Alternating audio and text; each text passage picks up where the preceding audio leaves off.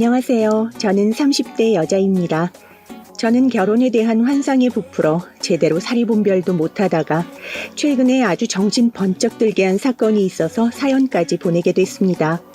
저는 연애 경험이 별로 없어요. 핑계로 들리실 수도 있지만 그럴 수밖에 없었던 게 엄청 보수적인 집안에서 자랐습니다. 저희 집안은 요즘은 찾아보기 힘들 정도로 아주 고지식한 집안이거든요. 어느 정도냐면 저희 집은 대대로 장남이 부모님을 모시고 살았어요. 저희 집에서는 너무 당연한 일이었기 때문에 어머니는 아버지와 연애할 때부터 이미 각오하고 계셨답니다. 저희 아버지가 장남이셨거든요. 그래서 지금도 할머니, 할아버지와 함께 살고 계십니다. 심지어 제가 태어났던 당시에는 증조 할머니도 살아계실 때라 4대가 모여 살았다고 하더라고요. 그런데 집안에 문제가 하나 있었습니다. 어머니께서 아들을 못 낳으신 거예요. 저희 집엔 자식이 저밖에 없습니다. 첫 딸인 저를 낳고 어머니께서 자궁경부에 암이 생겨 수술하셨거든요. 다행히 어머니는 금방 회복되셨지만 더는 아이를 낳을 수는 없었어요. 워낙 고지식한 집안이라는 걸 아는 주변 사람들은 어머니가 혹시나 할머니, 할아버지에게 모진 시집살이라도 당하는 거 아닌가 걱정하는 사람들도 있었대요. 다행히도 그렇지는 않았습니다. 어머니의 고든 인성과 성품을 익히 알고 계셨던 할머니, 할아버지는 어머니를 많이 예뻐하셨거든요. 시대가 변했는데 장남만 아들 노릇하라는 법 있니? 우리 손녀가 눈이 영특한 게 웬만한 아들들보다 훨씬 더 똑똑하게 자랄 거야. 그 덕분에 귀하디 귀한 외동딸이자 집안의 장녀로서 모든 기대가 저를 향했습니다. 어릴 때는 공주처럼 대접받으면서 사는 게 좋았지만 어느 정도 자라니 그게 그렇게 부담이 되더군요. 저는 제 마음대로 할 수 있는 게 하나도 없었어요. 제가 지방에서 학창시절을 보내기는 했지만 그 동네에서도 당시 3대가 함께 사는 집은 흔하지 않았습니다. 거기다가 보수적이기까지 하다 보니 제 친구들 사이에서는 이미 우리 집은 유명했어요. 할머니, 할아버지는 당연하고 부모님까지도 굉장히 엄하셨거든요.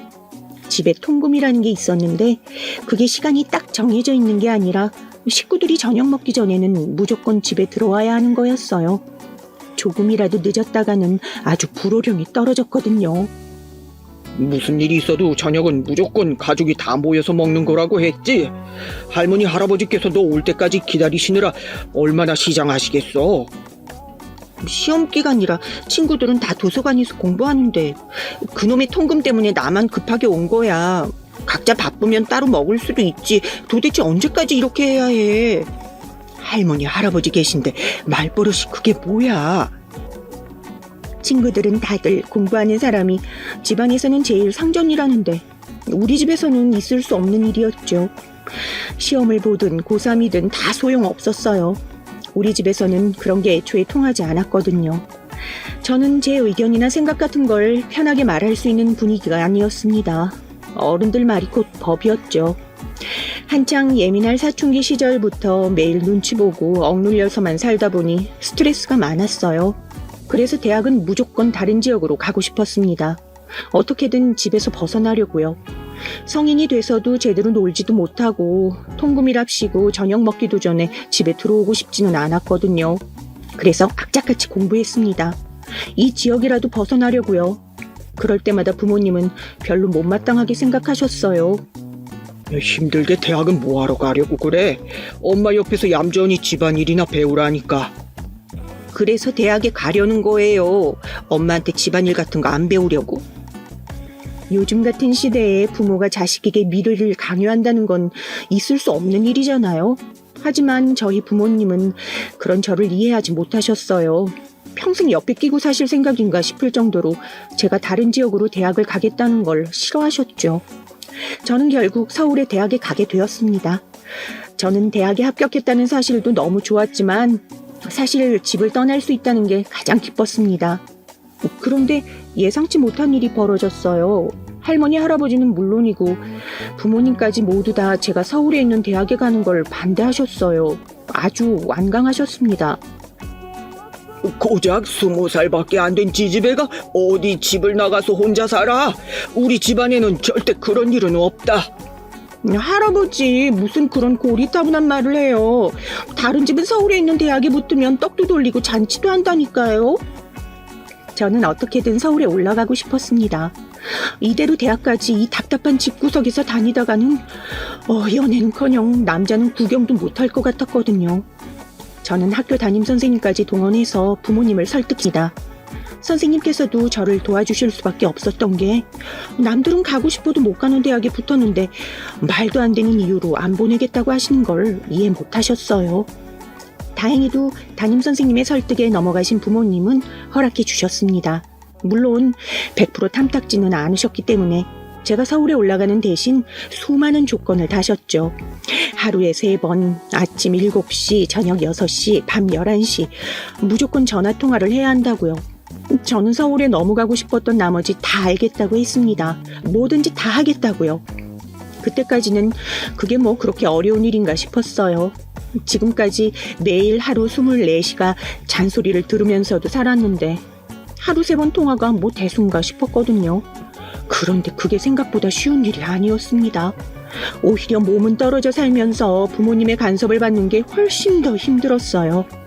부모님은 저에 대해 모르는 게 없으셨거든요. 제 수업 시간표를 저보다 더 잘 알고 계셨어요. 제가 학교에 있는 시간만 빼고 시도 때도 없이 메시지를 하셨습니다. 뭘 하는지, 뭐 먹는지 사진까지 찍어서 보내라고 하셨어요.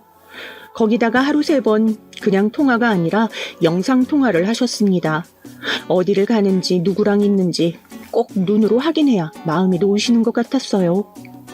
이 세상에 아버지 빼고 모든 남자는 다 도둑놈이야. 좋다고 쫓아다니면서 온갖 가머니설로 꼬셔도 절대 받아주면 안 돼. 정 만나고 싶으면 이 아버지한테 미리 데리고 와서 내가 허락한 놈하고만 만나는 거야. 알았지? 공부하기만도 힘들어 죽겠는데 연애는 무슨 연애를 해요. 그리고 저도 이제 성인이에요. 제 일은 제가 알아서 하니까 괜한 걱정하지 마시고 좀 내버려 두세요. 성인? 네가 무슨 성인이야. 네가 스스로 벌어서 부모 도움 없이 먹고 살 수 있어야 그게 진짜 성인이지. 그때까지는 이 아버지가 네 보호자니까 허튼 짓 하고 다니지 말고 내 말대로 해.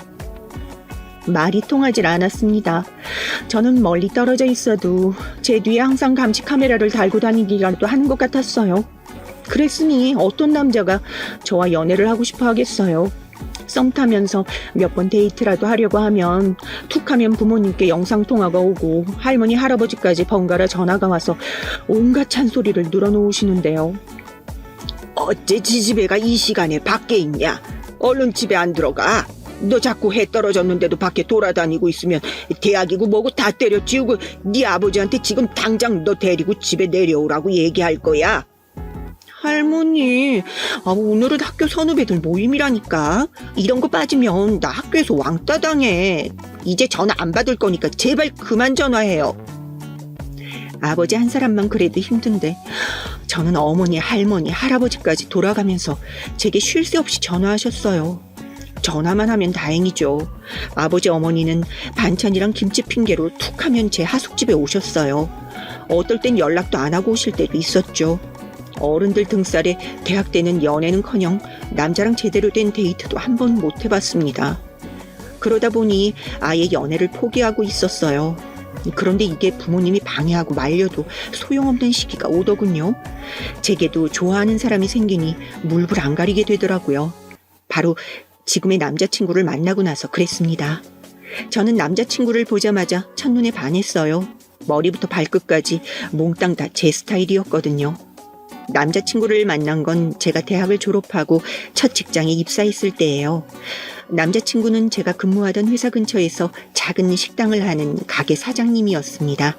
사장님도 사장님이지만 얼마나 잘생겼는지 근처 여자 직장인이라면 남자친구를 모르는 사람이 없을 정도로 인기가 많았어요. 저는 남자친구가 처음부터 마음에 들었지만 쉽사리 다가가지 못했어요. 할 수 있는 거라고는 그냥 가게에 손님으로 자주 가는 것밖에 없었죠. 남자친구가 일식집을 했는데 5일 내내 점심을 남자친구네 가게에 먹은 적도 있었어요. 그래도 그게 효과가 있었나 봐요. 워낙 자주 가다 보니 언제부턴가 남자친구가 저를 알아보더군요. 단골이라고 서비스까지 챙겨주었어요. 저는 보면 볼수록 남자친구가 너무 좋았습니다. 그런데 믿기지 않는 일이 제게도 생기더군요. 글쎄, 남자친구가 제게 데이트 신청을 먼저 했어요. 평소 저를 눈여겨봤다나요? 저는 그 순간 그냥 앞뒤 잴 것도 없이 남자친구에게 빠져들었습니다. 남자친구와 제가 운명이라고 생각했어요. 연애를 시작하자 저는 남자친구가 더 좋아졌습니다. 남자친구는 제가 지금까지 살아온 방식과는 달리 굉장히 자유분방하고 말에 거침이 없는 사람이었어요. 그런 모습이 제 눈에는 남자다워 보였습니다. 매일 이거 하지 말아라, 저거 하지 말아라 잔소리만 하는 우리 집안 남자들하고는 차원이 달랐으니까요. 남자친구는 식당을 운영하다 보니 저와 생활 패턴이 많이 달랐어요. 저는 평일엔 9시 출근하고 6시면 퇴근했지만 남자친구는 오전 11시에 가게를 열고 저녁 11시에 닫았거든요. 주말은 거의 쉬지도 못하고요. 그러다 보니 데이트할 시간이 거의 없어서 제가 남자친구 시간에 맞춰야 했습니다. 회사 점심시간에 잠깐 가게에 들러보거나 퇴근하고 남자친구 가게가 끝날 때까지 기다려야 얼굴이라도 볼 수 있었죠. 그런데 저희 집 아시죠? 직장인이 돼서도 저희 부모님과 조부모님은 전혀 달라지시지 않았어요. 시도 때도 없이 어딘지 확인하시는 분들이다 보니 제 딴에는 007 작전이 따로 없었습니다.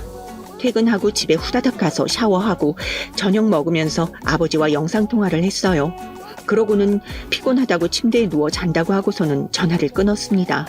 그래야 부모님이 안심하셨으니까요. 그러고 진짜 잤냐고요? 아니요. 저는 곧바로 다시 화장하고 나와서 남자친구를 만나러 갔습니다. 아주 중노동이 따로 없었어요. 하지만 그 정도로 남자친구가 좋았습니다. 부모님의 이야기도 다 무시할 정도로요.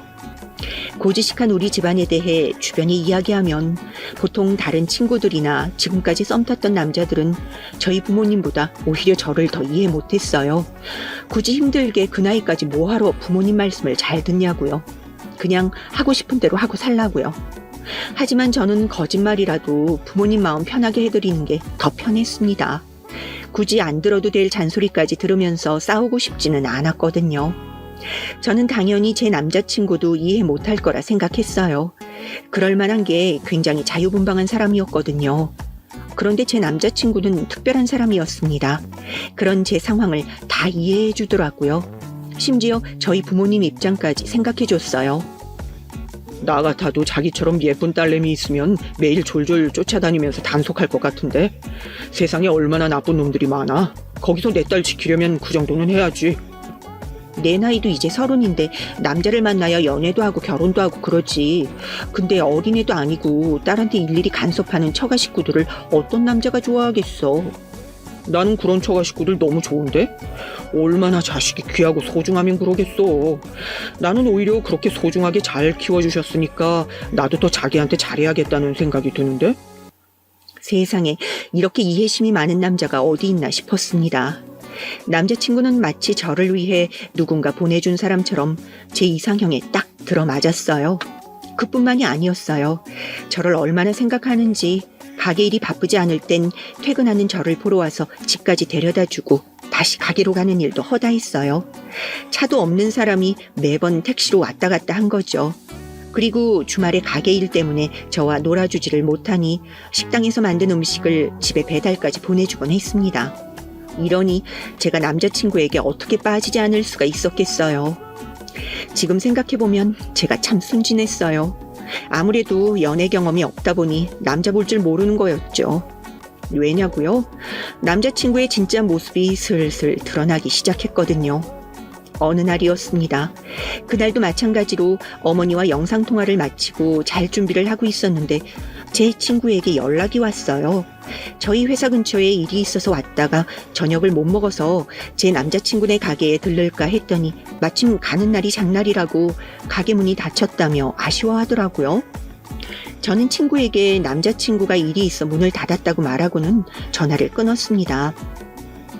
하지만 이상했어요. 남자친구는 제가 괜찮다는데도 굳이 퇴근한 저를 집까지 데려다주고 다시 가게로 돌아간다고 했거든요. 문을 닫는다는 말은 전혀 없었는데 좀 이상했습니다. 저는 순간 남자친구에게 전화해서 왜 갑자기 가게 문을 닫았냐고 확인하고 싶었지만 꼭 참고 연락하지 않았어요. 매일 제 일거수일투족을 확인하는 부모님에게 그렇게 질려놓고 저도 부모님처럼 똑같이 남자친구에게 하고 싶지 않았거든요. 남자친구를 믿기로 했습니다. 제가 누구보다 제 남자친구를 잘 알잖아요. 저를 일부러 속일 사람이 아니었습니다. 분명 급한 일이 생겨서라고 생각했어요. 절대 남자친구를 의심하고 싶지 않았으니까요. 그런데 처음부터 의심해야 했습니다. 알고 보니 남자친구는 제게 거짓말을 하고 있었더라고요. 그것도 아주 자잘하게 여러 번 말이죠. 친구에게 연락 왔었던 날 남자친구는 급한 일이 있었던 게 아니라 제게 가게에 간다고 거짓말하고는 클럽에 간 거였어요. 어떻게 알았냐고요? 제가 며칠 뒤 점심때 남자친구네 가게에 갔다가 가게에서 일하는 직원들이 제가 화장실 안에 있는 걸 모르고 자기들끼리 이야기하는 걸 우연히 들었어요. 오늘 사장님 클럽 가는 날이잖아. 우리도 저녁 장사는 대충 정리하고 일찍 들어가자. 이야기를 들어보니 그런 날이 많았나 보더군요. 직원들이 이미 다 알고 있을 정도로요.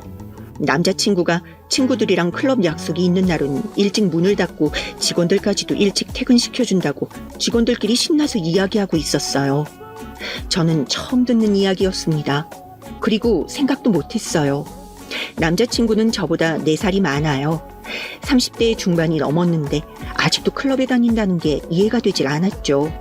그것도 가게 입구에 버젓이 11시 마감이라고 적어놓고는 사장이라는 사람이 자기 멋대로 가게 문을 닫고 클럽에 가다니요. 저는 도무지 그냥 넘어가 줄 수 없었습니다. 사실 확인을 해야 했어요. 자기, 나한테 거짓말하고 클럽 자주 갔더라? 가면 간다고 말을 하면 되지 왜 말 안 하고 다녔어? 자기야, 친구들 모임이라 어쩔 수 없었어. 그리고 내가 클럽 가서 무슨 나쁜 짓이라도 하려고 거짓말한 게 아니라 자기는 부모님이랑 약속한 통금 시간 때문에 내일 일찍 집에 들어가는데 나만 혼자 놀러 가는 게 미안해서 그런 거야. 나한테 거짓말하고 클럽 간 것도 완전 실망이지만 명색이 가게 한다는 사람이 영업시간도 안 지키고 마음대로 행동하면 어떡해? 사장이 그렇게 불성실하면 일하는 직원들이 열심히 하겠어? 역시 내 여자친구는 이렇게 생각이 깊다니까. 내가 생각이 짧았어. 다신 안 그럴게. 미안해, 자기야. 남자친구는 실수였다고 다신 그러지 않겠다고 약속했습니다. 저는 그때까지만 해도 그럴 수 있다고 생각했어요. 워낙 춤추는 것도 좋아하고 친구들이랑 어울리는 걸 좋아하는 사람인데 매일 장사한다고 밤까지 일했으니 그럴 기회가 많지 않았을 테니까요. 남자친구가 매일 가게 문을 멋대로 닫고 클럽에 가는 것도 아니었고 어쩌다 친구들 모임이라 한 번 간 거라고 하니 이해해주자 싶었습니다. 그런데 알고 보니 그게 다가 아니었습니다. 제 남자친구는 그냥 춤추는 걸 좋아하고 친구들과 어울리는 걸 좋아하는 정도가 아니라 완전 클럽 죽돌이였더라고요. 남자친구가 저를 항상 일찌감치 집에 데려다준 이유가 있었어요. 밤에 노는 걸 굉장히 좋아하는 사람이었더군요. 지금까지 저에게 안 그런 척 숨긴 거였죠. 그날은 마침 토요일이었습니다. 제가 다니는 회사는 퇴근도 칼이고 주말 출근도 거의 없는데 회사에 급한 일이 생겨서 제가 갑자기 출근하게 됐어요. 밥도 못 먹고 늦게까지 일했죠. 일이 끝나자 배도 너무 고프고 남자친구도 보고 싶었어요. 그래서 저는 연락도 안 하고 남자친구네 가게로 불쑥 찾아갔습니다. 한창 바쁠 시간일 것 같아 가게도 도와줄 겸 해서요. 가게가 주말은 워낙 바빠서 거의 만나지를 못하는데 주말에 만날 생각하니 저는 설레기까지 하더라고요. 그런데 가게 문이 굳게 닫혀 있었습니다. 저는 그 순간 아차 싶었어요. 남자친구가 제게 한 말이 그냥 그 순간만 모면하려고 한 거짓말이었던 거죠. 저는 당장 남자친구에게 전화했습니다. 제가 출근한 사실을 아예 모르고 있을 테니 저는 집이라고 하면서 어디냐고 물었어요. 어디긴 어디야. 당연히 가게지. 자기야, 나 지금 너무 바쁘니까 이따가 전화할게. 또 클럽인지 술집인지 주변이 아주 시끄럽더군요. 분명 여자들 목소리까지 들렸어요. 남자친구는 가게라고 거짓말하면 주변에서 여자 소리가 들려도 다 손님이겠거니 하고 제가 넘어가 줄 줄 알았나 봅니다. 저는 화가 나서 소리를 버럭 질렀습니다. 가게는 무슨 가게야? 내가 지금 가게 앞인데 너 도대체 지금 어디야? 오빠고 남자친구고 간에 너무 화가 나서 말이 막 나오더군요. 욕도 할 뻔한 걸 간신히 참았습니다. 제가 그렇게까지 소리 지르는 걸 처음 본 남자친구는 결국은 이실직고를 하더군요. 친구들이 나오라고 해서 술 한잔 먹고 클럽에 가려고 했다네요. 저는 남자친구에게 지금 당장 가게로 오라고 소리 질렀습니다. 남자친구는 아주 똥줄이 탔는지 후다닥 가게로 튀어왔더군요. 그런데 술에 잔뜩 취해서 한다는 말이 기가 막혔습니다. 어쩜 30도 훌쩍 넘긴 남자가 이렇게 철이 없을까 싶을 정도로요. 나도 안 가려고 했지. 근데 친구들이 딱 한 잔만 하자고 하더라고. 나더러 자꾸 이렇게 안 나오면 이제 벌금까지 내게 할 거라고 하더라니까. 남자친구는 제가 어떤 기분일지 전혀 모르고 있는 것 같더라고요. 저는 남자친구에게 실망해서 너무 화가 나는데 남자친구는 별일 아니라고 생각하는 것 같았어요. 친구가 가게를 하는데 가게 문까지 닫고 술 먹으러 오라고 하는 게 그게 친구야? 자기야, 아무리 화가 나도 그렇지 내 친구들한테 어떻게 그런 말을 해? 친구들이야 당연히 내가 보고 싶으니까 한 말이지. 남자친구는 잘못은 자기가 해놓고 적반하장으로 나오더군요. 오히려 쌀쌀맞게 말하는 제게 서운하다네요. 저는 화가 나다 못해 어이가 없었습니다. 심지어 철없는 자식을 둔 부모 마음이 뭔지도 알 것만 같은 느낌이었죠. 왜 있잖아요. 말 더럽게 안 듣고 자기 멋대로 하는 사춘기 자식 같은 느낌이랄까요? 아무리 그래도 이 가게 자기 직장이잖아. 사장으로서 책임감 가지고 일해야지. 자꾸 이렇게 영업시간 안 지키고 멋대로 장사하면 단골 손님들도 발길 끊긴다니까. 진짜 자기는 부모님 잔소리 싫다면서 어쩜 그렇게 똑같이 하냐. 꼭 여자친구가 아니라 우리 엄마 같다. 듣기 싫어. 그만 좀 해. 그 순간 저는 마음에 상처를 입었습니다. 거짓말까지 하고 철없이 군 게 누군데 오히려 남자친구가 제게 질렸다는 듯 모진 소리를 퍼부었으니까요. 그날 이후 저는 남자친구에 대해 다시 한번 생각했습니다. 남자친구가 너무 좋은 건 맞지만 철없는 남자와 정말 이대로 연애를 이어가는 게 맞나 싶었죠. 그런데 그맘때 남자친구에게 일이 생겼어요. 가게 주방에서 불이 크게 나서 주방 직원 중에 한 사람이 크게 화상을 입어 병원에 실려갔대요. 그래서 급하게 화상 치료와 수술을 해야 하는데 남자친구가 지금 당장 가진 돈이 없다고 속상해하더라고요. 정말 바닥에 주저앉아 펑펑 우는데 제 마음이 다 찢어질 것 같았습니다. 저는 급한 대로 제가 가지고 있던 돈을 먼저 남자친구에게 빌려줬습니다. 1,000만 원짜리 적금이었는데 거의 만기가 다 됐었거든요. 돈도 돈이지만 사람이 먼저이니 저는 고민할 것도 없이 빌려줬어요. 남자친구는 제게 너무 미안해하고 고마워했습니다. 그런 모습을 보고 나니 철은 좀 없어도 역시 사람은 좋은 사람이라는 생각이 들었습니다.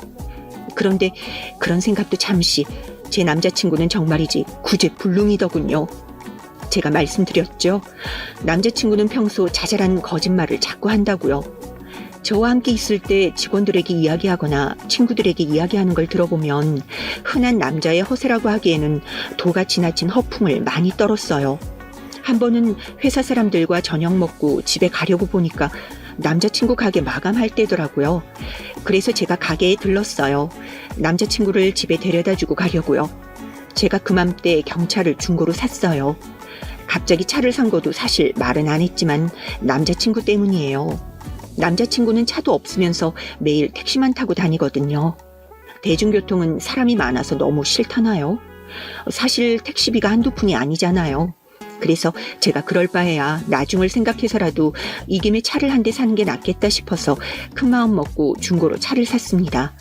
그런데 남자친구는 뜬금없이 사람들 앞에서 안 해도 될 말을 하더라고요. 우리 자기는 진짜 존경스럽다니까. 충분히 외제차 끌고 다닐 수 있는 능력이 있는데도 이렇게 검소해. 사람들 앞에서 뭐라고 할 수 없으니 저는 그 앞에서는 그냥 웃고 말았어요. 그리고 나중에 집에 가면서 제가 따로 남자친구에게 말했죠. 내가 외제차 살 수 있는데 검소해서 경찰을 끄는 게 아니라 능력이 딱 그 정도라 그런 건데 자기는 왜 사람들 앞에서 굳이 허풍을 떨어? 허풍은 무슨 사실이잖아. 자기는 가만 보면 되게 겸손한 것 같아. 다른 여자들처럼 잘난 척도 안 하고 사치도 안 부리고. 남자친구는 가끔 제가 알아듣기 어려운 말을 했어요. 뜬금없이 이상한 질문을 하기도 했고요. 그럴 때마다 저는 나를 과대평가해 주는 것 같아 좋기도 하다가도 뭔가 미심쩍기도 했습니다. 제 상황에 대해 잘 모르는 것 같아서요. 겸손? 그게 겸손한 거야? 난 그냥 좀 알뜰한 건데. 사실 내 월급으로 집 월세 내기도 빠듯한데 사치를 어떻게 부리겠어. 제가 다니는 회사라고 해봐야 사실 이름을 들어도 모를 중소기업이었고 제 월급도 뻔히 아는 남자친구가 제게 왜 그런 말을 하나 싶었거든요. 그리고 남자친구가 가끔 제게 심각한 얼굴로 고민을 터놓고 이야기하기도 했는데 그게 좀 걱정되면서도 은근 부담스러울 때도 있었습니다. 우와, 오늘은 손님 많다. 자기 이러다가 완전 부자 되겠어. 저는 가게에 손님이 많을 때마다 기분이 좋아서 한 농담이었는데 남자친구는 아주 손사래를 치며 아니라고 하더라고요. 장사가 잘 되면 뭐해? 주인이 이번 달에 월세 또 올려달래. 어휴, 이래서 건물주가 갑이라니까. 우리 자기가 나중에 나 건물 사주면 난 절대 갑질 같은 거 안 해야지. 건물? 일개 직장인이 건물을 어떻게 사? 자기 같은 식당 사장님이 사는 게 훨씬 더 빠르지. 혹시 알아? 우리 자기가 나중에 나한테 떡하니 건물 하나 사줄지? 그러면 난 진짜 평생 자기 업고 다닐 거야. 남자친구는 도통 알아들을 수 없는 농담을 할 때가 많았어요. 마치 제가 경제적으로 여유가 아주 많이 넘치는 사람인 것처럼 말이죠. 그런 일이 반복되다 보니 남자친구가 장사만 해봐서 월급쟁이들 사정을 잘 모르나 싶기도 하고 아니면 제가 남자친구 앞에서 뭔가 알게 모르게 있는 티를 내면서 허세라도 부렸나 싶기까지 하더라고요. 그러던 어느 날이었습니다. 남자친구에게 또 일이 생겼어요. 이번엔 보통 일이 아니었습니다. 가게 문을 닫아야 할 정도의 큰 사건이었어요. 남자친구네 가게 영업이 끝나서 함께 가게 문을 닫으려고 하는데 갑자기 뒤에서 어떤 아저씨가 나타나더니 불쑥 남자친구 멱살을 잡으려고 하더라고요. 옆에 있던 저는 놀라서 아저씨 손을 붙잡고 말렸습니다. 그런데 그 아저씨의 정체는 다름 아닌 남자친구네 가게 건물 주인이었어요. 그 대단하신 건물주님이더라고요. 너 내가 김사장이라고 부르면서 대우해주니까 내가 만만해? 이 가게에 항상 손님도 많으면서 왜 월세를 안 내? 벌써 몇 달째야? 저는 도대체 무슨 소리인가 했어요. 사실 제가 보기에도 가게가 잘 되는 것처럼 보이기도 했고 바로 얼마 전에 주인이 월세를 올려달라고 했다고 제 앞에서 투덜거리던 사람이 몇 달째 월세를 안 냈다니요. 사장님, 이거 놓으시고 천천히 저랑 얘기해요. 제가 다 설명할게요. 남자친구는 평소답지 않게 능청스럽게 말을 돌렸습니다. 그러더니 건물주에게 자기 상황이 좀 안 좋다면서 이번 주 안에 밀린 월세를 다 내겠다고 하더라고요. 건물주는 무조건 이번 주까지 밀린 월세를 다 보내라고 엄포를 놓고는 가버렸습니다. 저는 남자친구에게 왜 월세를 안 냈냐고 물었어요. 제가 보기에도 건물의 다른 가게보다 남자친구네 가게가 제일 장사가 잘 되는 것 같은데 왜 월세를 못 낸 건지 걱정이 돼서요. 저는 저번에 있었던 직원 병원비 일도 그렇고 남자친구가 왜 돈이 없는지 이해할 수 없었어요. 그래서 이 기회에 남자친구와 제대로 이야기를 좀 나눠봐야 할 것 같았습니다. 남자친구에게 제가 모르는 일이 있는 건 아닌가 싶어서요. 저는 바로 남자친구를 차에 태워 저희 집으로 데려왔습니다. 무슨 일이 있는 건지 여자친구로서 알아야 할 것 같아서요. 그런데 남자친구가 한참을 머뭇거리다 한다는 말이 과관이었습니다. 남자친구에게 빚이 있다네요. 그것도 자그마치 1억이나요. 저는 빚이 있다는 말에 한 번, 금액에 또 한 번, 총 2번이나 크게 놀랐습니다. 저는 아예 처음 듣는 소리였으니까요. 자기도 놀랐지? 사실 내가 20대 시절에 철이 좀 없었어. 남들 하는 건 다 하고 싶고 남들 가지고 있는 건 다 갖고 싶었거든. 그래서 그때 진 빚을 아직도 갚고 있는 거야. 도대체 남들 하는 거 뭘 다 따라서 하면 빚을 1억이나 지는 거야? 혹시 집 샀어? 아니면 차? 제가 생각하는 1억은 엄청나게 큰 돈이었어요. 그 정도 빚을 지려면 적어도 집을 샀거나 아니면 비싼 외제차라도 샀나 보다 했죠. 그런데 남자친구는 제 생각보다 훨씬 더 철이 없었더군요. 집도 차도 아닌 명품을 사고 술 먹고 놀러 다니는데 그 큰 돈을 다 썼답니다. 시작은 1억이 아니었대요. 가게 하기 전에는 일반 직장에 다녔었는데 월급 받으면 그 월급을 고스란히 명품 옷, 시계, 벨트, 가방 등등 그런 사치품에 다 써버렸답니다. 그러다 결국 월급도 부족해서 신용카드를 쓰기 시작한 거죠. 시작은 카드 빚이었대요. 카드값을 못 갚아서 신용불량자까지 됐고 그래서 여기저기 대출을 받다가 사채까지 쓴 거였어요. 원금에 밀린 이자까지 해서 빚이 1억이 넘게 된 거죠. 남자친구의 지난 과거를 알게 된 순간 저는 뒤통수를 세게 얻어맞은 것 같았습니다. 지금까지의 남자친구의 씀씀이를 생각하면 전혀 빚이 있는 사람 같아 보이지는 않았어요. 매일 택시만 타고 다니는 것뿐만이 아니라 본인한테 투자하고 치장하는 데에는 돈을 아끼진 않았거든요. 사실 저도 아니랬던 게 30대 중반의 젊은 나이에 자기 식당을 차릴 정도면 건실한 청년 사장님인 줄 알았어요. 겉으로 보기에는 가게도 제법 잘 되는 것처럼 보이기도 했고요. 제가 사람을 잘못 봐도 아주 잘못 봤더군요. 저는 그럼 도대체 가게는 무슨 돈으로 차렸냐고 했어요. 그러자 하는 말이 제 입을 턱 막아버렸습니다. 글쎄 20대의 그 젊은 나이에 개인 회생을 하고는 신용불량자에서 벗어났답니다. 그런데 그런 큰일을 저지르고도 결국 깨달은 게 직장생활만 해서는 절대 큰 돈을 벌 수 없겠구나랍니다. 그래서 직장을 그만두고 다시 대출을 받아 가게를 낸 거였어요. 그러니 가게가 아무리 잘 돼도 이자 갚는 데에만 허덕이고 있었던 거죠. 남자친구는 말 그대로 답이 없었습니다. 평생 빚더미에 앉아 버둥거리고 있었어요. 말 그대로 철없을 때 일이야. 지금 내가 얼마나 성실하게 사는지는 자기가 더 잘 알잖아. 그거야 알지. 근데 대출이 1억이면 이자가 장난이 아닐 텐데 그걸 도대체 원금까지 언제 다 갚아? 그래서 말인데 자기 혹시 돈 좀 있어? 내가 돈이 어딨어. 저번에 내 적금도 자기 다 빌려줬잖아. 아니면 자기가 어디서 좀 빌릴 수 없을까? 밀린 가게 월세만 먼저 내면 이번 달은 문제 없을 것 같은데 내가 딱 1년만 쓰고 바로 갚을게. 말도 안 되는 소리 좀 하지 마. 자기 설마 지금까지 항상 이런 식으로 산 거야? 아무 계획 없이 빚에 허덕이면서? 도대체 어쩌려고 이래? 제 말에도 남자친구는 아랑곳하지 않았어요. 오히려 더 뻔뻔하게 굴었죠. 그러니까 자기가 좀만 도와주면 되잖아. 나도 어떻게든 해결하려고 이러는 거 아니야. 우리 어차피 결혼할 사이인데 결혼 자금이라고 생각하고 미리 좀 빌려주면 안 돼? 저는 정말이지 어이가 없더군요. 더는 남자친구를 참아줄 수 없었습니다. 저는 당연히 남자친구에게 헤어지자고 말할 참이었어요. 아무리 제 이상형에 가까운 남자라고 해도 미래가 뻔히 보이는데 결혼까지 할 정도로 제가 멍청하지는 않거든요. 그런데 그때 초인종 소리가 울렸습니다. 하필이면 그 타이밍에 저희 부모님께서 집에 오셨어요. 저와 남자친구 사이의 분위기도 안 좋았는데 부모님까지 나타나셨으니 상황은 완전히 최악이었죠.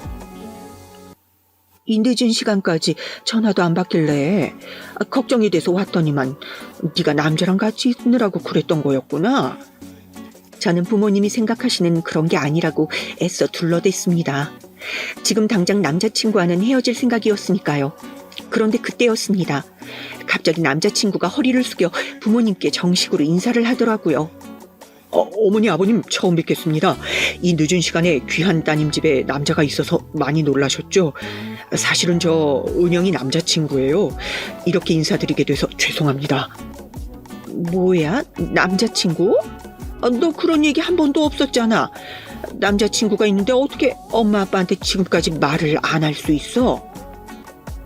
어머님 아버님, 제가 원래 집까지 들어오진 않아요. 정말입니다. 사실 제가 가게를 하나 운영하고 있는데 가게에 작은 일이 생겨서 오늘만 은영이랑 상의를 좀 하려고 잠깐 들린 거예요. 그러니까 걱정하지 않으셔도 됩니다. 젊은 사람이 가게를 운영한다고? 어떤 가게인데? 아빠, 그런 걸 뭐하러 물어봐요. 나중에 제가 다 말씀드릴 테니까 오늘은 그냥 돌아가세요. 저는 어떻게든 그 상황을 모면하기 위해 아버지와 어머니부터 댁으로 돌아가시게 했습니다. 그런데 아버지가 버럭 소리를 지르셨어요. 집까지 들락거리는 사이면서 이 애비가 뭐하는 사람인지 물어도 못 보냐? 됐고, 이번 주 주말에 무조건 집에 데리고 내려와. 내가 말했지. 남자는 무조건 아버지가 허락하는 놈만 만나라고. 아버지는 완강하셨습니다. 무조건 주말에 집에 데리고 내려와 할머니 할아버지에게 인사시키라고 하셨어요. 저는 어떻게든 핑계를 대고 내려가지 않을 생각이었습니다. 남자친구와의 관계는 이미 끝났으니까요. 그런데 부모님이 돌아가시고 나자 남자친구가 제 손을 붙잡고 애원을 했습니다. 저를 너무 사랑한대요. 자신이 지금까지 철없이 살았지만 저를 만나고 많이 변했답니다. 저와의 미래를 꿈꾸고 있다면서 앞으로 변하는 모습을 보여줄 테니 제발 헤어지자는 말만 하지 말라고 사정을 하더라고요. 저는 저와의 미래까지 꿈꾸고 있었다는 남자친구의 말에 사실 놀랐어요. 매일 철없이 구는 남자친구가 저를 진지하게 생각하고 있었다는 게 어쩐지 마음이 쓰이더라고요. 정말 제가 생각해도 답답했습니다. 분명 좋은 남자가 아닌 게 확실한데 왜 이토록 모질게 끊어내질 못하나 싶어서요. 제가 고민하고 있다는 걸 눈치챈 남자친구는 제게 아주 쐐기를 박아봤습니다. 다음날 잠깐 가게로 오라길래 무슨 일인가 했더니만 가게에 풍선과 현수막까지 달아놓았더군요. 결혼해달라는 문구가 적혀 있었어요. 남자친구가 저를 위해 프로포즈를 준비했더군요. 그리고 편지까지 써서 읽어줬어요. 편지를 얼마나 잘 썼는지 저는 눈물이 왈칵할 정도였어요. 남자친구가 저를 만나고 얼마나 많이 변했는지, 그리고 앞으로 1억이라는 빚을 어떻게 갚아갈지 아주 구체적으로 편지에 적어놨어요. 자신이 새 사람으로 변해서 저를 얼마나 행복하게 해줄 수 있는지까지 구구절절 장황하게 적었더라고요. 지금 생각하면 그딴 거에 왜 넘어갔나 싶지만 그때는 정말 눈물이 쏟아질 정도로 감동적이었습니다. 조금 부족하고 못난 남자면 어때요? 둘 사이에 사랑만 있고 서로를 아끼는 마음만 있다면 제가 옆에서 잘 다독이고 이끌면서 살면 되지 않을까 싶었습니다. 그 정도로 저는 남자친구를 믿고 사랑했어요. 제가 어느 정도로 남자친구를 믿었냐면 빚이냐 둘이 열심히 일해서 벌면 금방 갚을 수 있지 않을까 하는 마음까지 먹었어요. 제가 아둔해도 정말 아둔했죠. 나처럼 모자란 사람이 자기처럼 좋은 사람을 욕심내면 안 되는 거 나도 아는데 제발 자기 부모님께 인사드릴 수 있게만 해줘. 내가 어른들 마음에 쏙 드는 사윗감이라는 거 꼭 보여줄게. 안 그래도 부모님께서 매일같이 전화하셨어요. 그날 집에서 본 제 남자친구를 무지하게 궁금해하셨거든요. 당장 내려오라고 성하셨죠. 저는 끝까지 고민했습니다. 남자친구를 사랑하기야 하지만 걱정되는 게 한두 가지가 아니었거든요. 지금이야 변하겠다고 자신있게 말하지만 사실 사람이 변하는 게 어디 쉬운가요? 저는 결국 고민 끝에 부모님을 믿어보기로 했습니다. 부모님께서 남자친구의 조건이나 성함을 다 들으시면 결혼은 물론이고 교제도 허락할 리 없었지만 정말 남자친구가 진심을 다해 어른들의 마음을 얻는다면 저도 다시 한번 남자친구와의 사이에 대해 진지하게 생각해봐도 될 것 같다고 느꼈어요. 저는 부모님 댁에 가기 전부터 긴장됐습니다. 남자친구도 남자친구였지만 부모님께서 얼마나 이것저것 꼬치꼬치 물으실까 걱정이 돼서요. 제가 남자친구에 대해 사실대로 다 이야기하면 부모님께서 많이 놀라실 게 뻔하니까요. 그런데 미리부터 걱정할 필요가 없었습니다. 남자친구가 알아서 자기소개를 아주 확실하게 해준 덕분에 제가 설명할 필요가 없었어요. 남자친구는 제가 알던 남자가 아니었어요. 자잘한 거짓말만 잘하는 게 아니라 그냥 인간 자체가 거짓인 사람이었죠. 남자친구는 굳이 우리 집에 인사 간다고 어디서 차까지 빌려왔더라고요.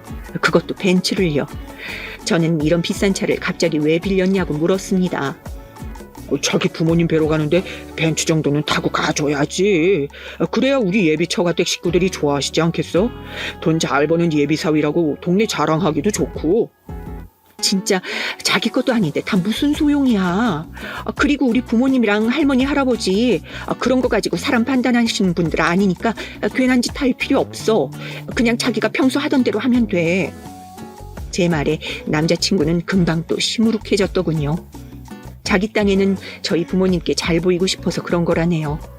남자친구가 나쁜 의미로 그런 게 아니라는 건 저도 알지만 이미 남자친구의 철없는 행동에 저도 지칠 대로 지쳐있을 때라 받아주기 힘들더군요.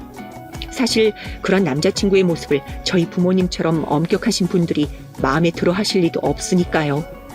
그런데 모든 게 다 거짓이었어요. 남자친구는 어디서부터 어디까지가 진짜인지 구분이 되지도 않을 만큼 모든 게 다 거짓이었습니다. 그게 무슨 말이냐고요? 저희 부모님을 뵙기도 전에 제 남자친구라는 인간이 먼저 우리 집이 마음에 안 들었던 모양이더군요. 부모님 댁에 거의 다 도착했을 때의 일입니다. 저희 부모님 댁 주변에는 주차할 곳이 마땅치 않아 집 아래쪽 창고로 쓰는 건물 앞에 주차장이 따로 있어요. 주차하고 집까지 걸어서 올라가야 하는 구조였죠. 그래서 남자친구에게 골목길로 올라가기 전 보이는 창고 앞에 주차하라고 했어요. 그런데 그 순간부터 남자친구 표정이 이상하더군요. 그때 마침 건물 안에서 반가운 분이 나오셨어요. 저희 부모님과 아주 오랫동안 함께 일하셨던 삼촌이셨죠. 저는 반가워서 인사를 하려고 창문을 내리고 반갑게 삼촌을 부르며 손을 흔들었어요. 그런데 제가 본 게 잘못 본 게 아니었더군요. 남자친구의 얼굴이 사색이 돼서는 갑자기 저를 쏘아봤어요. 삼촌이라고? 정말 여기가 자기 부모님 집이야? 아버지가 쓰시는 창고 겸 회사 주차장이라고 말하려는데 제가 말을 하기도 전에 남자친구가 아주 정색하더니 순간 자세가 바뀌더군요. 완전히 다른 사람처럼요. 제가 알고 있던 남자친구는 진짜가 아니었어요. 분명히 지방에서 끝발 좀 날리는 집안년이라고 들었는데 이거 내가 완전 당했네. 당했어. 이건 그냥 시골 촌년이었잖아. 뭐? 자기 지금 뭐라고 했어? 촌년? 자기는 무슨, 내가 왜 네 자기야? 난 시골 촌년하고는 절대 결혼 못하니까 지금 당장 헤어져. 어쩐지 구질구질해도 너무 구질거리더라. 그 순간 저는 깨달았습니다. 지금까지 제 남자친구는 저를 좋아해서가 아니라 다른 의도를 가지고 접근한 거였다는 걸요. 긴 말하게 하지 말고 지금 당장 내 차에서 내려. 이런 집구석인 줄도 모르고 괜히 비싼 차까지 빌려왔네. 진짜 짜증나. 이게 진짜 네 모습이었구나. 알고 보니 남자친구는 처음부터 제게 계획적으로 접근한 거였어요. 제가 처음 식당에 손님으로 갔을 때 저와 다른 직원들이 나누는 이야기를 들었대요. 저희 부모님이 하시는 일에 대해 제가 직원들에게 말했는데 직원들이 농담으로 저더러 회사를 왜 다니냐고 부모님 일 물려받으라고 하면서 제게 노후는 걱정 없겠다라는 식의 이야기를 한 걸 남자친구가 들은 거였죠. 그걸 듣고 처음부터 의도적으로 다가온 거였어요. 그날부터 제가 식당에 갈 때마다 저와 일행들이 나누는 대화 내용을 듣고 저에 대해 미리 연구한 거였다네요. 그러니 제가 느끼기에 제 이상형과 너무 딱 맞다 착각할 수밖에 없었던 거죠. 시골 부자라길래 서울 부자하고는 달리 순진해서 이용하기 딱이다 싶었더니만 너도 그냥 허언증 환자였구나. 허언증 환자? 내가 허언증 환자면 너는 꽃뱀 양아치 새끼지. 그래, 나 꽃뱀 양아치야. 그래서 물주 좀 제대로 잡아볼까 했는데 너 같은 허언증한테 걸려서 괜히 시간 낭비했잖아. 이게 다 네 잘못이니까 오늘 벤츠 빌린 건 네가 돈 내. 알았어? 그 상황을 다 보고 계셨던 삼촌이 다급하게 차로 달려왔습니다. 애기씨, 이놈 뭐예요? 설마 이놈이 애기씨가 오늘 데려온다던 그 사윗감이에요? 삼촌은 제가 아주 어릴 때부터 저희 집에서 부모님을 도와 일해주신 분이세요. 삼촌의 부모님들도 저희 할머니 할아버지와 함께 일하셔서 아주 오랫동안 함께 한 집에서 살았습니다. 그렇게 부르지 말라고 해도 삼촌은 어릴 때부터 장난스럽게 저를 애기씨 애기씨라고 부르시면서 아주 귀여워해 주셨죠. 어디서 이런 마음난이 같은 놈을 데려왔어요? 이 사장님이 보시면 아주 한바탕 난리가 나겠네. 어이구, 마침 저기 우리 사장님 차 들어오네. 애기씨? 사장님? 삼촌이 저를 부르는 호칭에 놀란 남자친구는 사장님이라는 말에 한 번 더 놀라더니 차에서 내렸습니다. 그리고 길을 들어올 때는 보지 못했던 간판을 그제야 봤나 보더군요. 매주 명인 간장마을 주차장이라고 적힌 간판을요. 그때였습니다. 저희 아버지 차가 주차장으로 들어왔어요. 남자친구가 그토록 좋아하는 벤츠가 말이죠. 그제야 남자친구는 상황 파악이 된 것 같았습니다. 눈이 커져서는 아주 대굴대굴 굴리기 바쁜 것 같더군요. 전 곧바로 남자친구를 매서운 눈으로 째려봤습니다. 내가 자기한테 말한 적은 없는데 사실 우리 집이 대대로 전통 메주를 만드는 걸로 엄청 유명한 집이야. 지금 자기가 서 있는 바로 거기서부터 저 위에 보이는 꼭대기까지 다 우리 집이고. 네, 남자친구가 알고 있던 게 맞습니다. 저희 집은 나름 지역에서 알아주는 집안이에요. 대대로 전통을 이어온 메주로 간장을 만드는 회사를 현재 저희 아버지께서 운영하고 계세요. 사실 회사라고 할 수는 없는 게 조상 대대로 물려받은 한옥집에서 살면서 예전에 해오던 방식 그대로 메주도 만들고 간장도 만들다 보니 그게 회사가 된 거였죠. 그러다 보니 오랫동안 함께 해온 직원들이 다 한 가족이었어요. 태어날 때부터 그런 환경에서 살다 보니 다른 집보다 훨씬 더 엄격할 수밖에 없었던 거고요. 제 말에 남자친구는 어쩔 줄 몰라 했습니다. 손까지 덜덜 떨고 있었죠. 자신이 얼마나 바보 같은 짓을 했나 땅을 치고 후회하는 표정이었어요. 그 덕분에 저는 진실을 알게 되었고요. 뭐야, 우리 은영이가 생양아치 꽃뱀 자식을 사윗감이라고 데려왔다고? 삼촌은 어느새 아버지에게 조금 전 상황을 다 이야기했는지 아버지가 아주 난리가 나셨습니다. 저는 아버지에게 또 한 소리 듣겠구나 싶었어요. 안 그래도 제가 하는 일이라면 뭐든지 못마땅해 하시는 분인데 저런 꽃뱀에게 걸려서 호구까지 될 뻔했으니 얼마나 또 잔소리를 퍼부어대실까 걱정이 됐습니다. 그런데 생각지도 못했던 일이 벌어졌어요. 아버지는 성큼성큼 걸어오시더니 남자친구의 바로 코앞까지 다가가셨어요. 짝! 그러고는 남자친구의 뺨을 세게 갈겼죠. 저는 너무 놀라서 제 입을 틀어 막았습니다. 김 부장, 지금 당장 우리 변호사 들어오라고 해. 새내기까지 얼마나 못났으면 이 여자 등에 빨대 꽂고 살 생각을 해. 아버님, 제가 잘못했어요. 사실 아까 제가 한 말은 다 농담이에요. 제가 너무 없이 살아서 잠깐 실성했나 봐요. 저 아버님 따님 사랑합니다.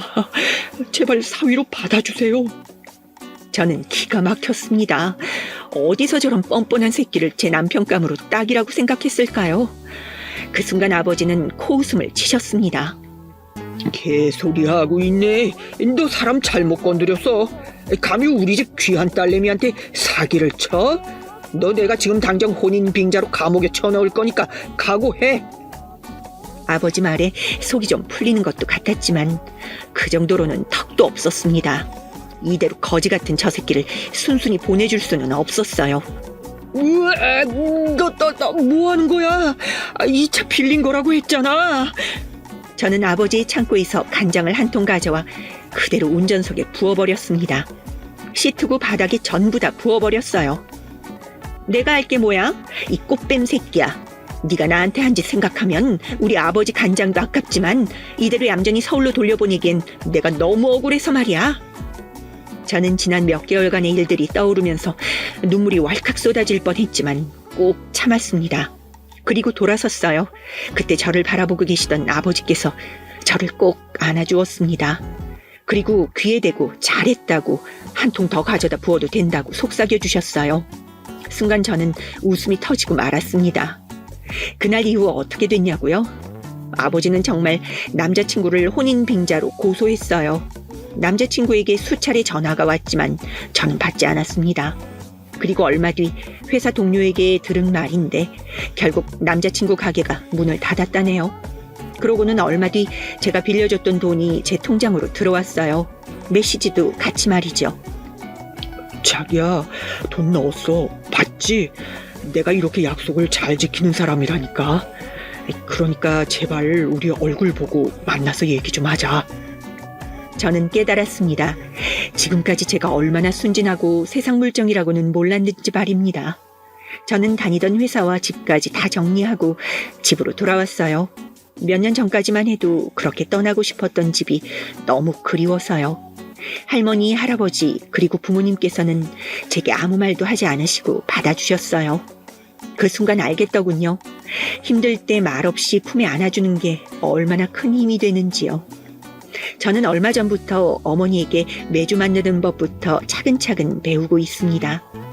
이러다 또 언제 마음이 바뀌어서 서울로 올라가겠다고 할지 모르겠지만 그래도 한 번은 해보려고요. 어릴 때는 그렇게 싫었던 매주 냄새가 이제는 제법 구수하게 느껴지는 게 신기하게도 할만하더라고요. 그런 제게 부모님은 그게 다 인생의 쓴맛을 제대로 겪어봐서 그런 거라고 놀리셨어요. 저는 그럴 때마다 그냥 웃었습니다. 그 말이 왠지 맞는 것 같아 토를 못 달겠더라고요. 아마 가족들이 없었다면 저는 쉽게 극복하지 못했을 거예요. 부모 마음 아는 자식이 세상에 없다지만 저도 아주 조금은 철이 든 것 같았습니다. 부모님은 인정하지 않으시겠지만요. 제 긴 이야기 들어주셔서 감사합니다. 여러분들도 가족들과 오랫동안 행복하시길 바랄게요.